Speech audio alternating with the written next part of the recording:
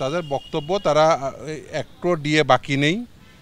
ওই 2010-এর পর থেকে যা দেওয়া হয়েছে টাইম টু টাইম তারা নোটিফিকেশন করেছে এবং সেই নোটিফিকেশন মোতাবেক তারা ডিএ দিয়েছে এবং রোপা রুল 2009-কে চ্যালেঞ্জ করা হয়নি এই অ্যাপ্লিকেশনের মাধ্যমে, অরিজিনাল অ্যাপ্লিকেশনে বা সাবসিকুয়েন্ট যে নোটিফিকেশন হয়েছে সেগুলো চ্যালেঞ্জ হয়নি। এগুলো তাদের বক্তব্য।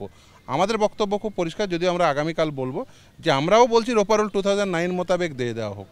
তারা বলছে যে 2009 মোতাবেক আমরা দিয়ে দিয়েছি এবং তারা বলছে যে ওই 536 যেটা বেস 1982 100 বেস ইয়ার ধরে 536-এর সাপেক্ষে ওইখানেই শুধুমাত্র ওইটুকুই বলা আছে, তারপরে আর কিছু বলা নেই।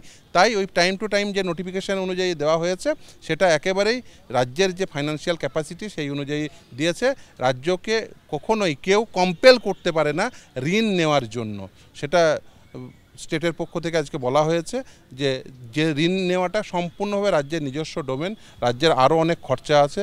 ইভেন তারা যে অ্যাপ্লিকেশন করেছে সেই অ্যাপ্লিকেশনেরও পেজ 5 অনওয়ার্ডস যে বিভিন্ন স্কিমগুলো আছে সেই স্কিমের খরচ এবং সেই সাপেক্ষে যে ম্যাচিং গ্রান্ট সেইগুলোকেও তারা উল্লেখ করেছে।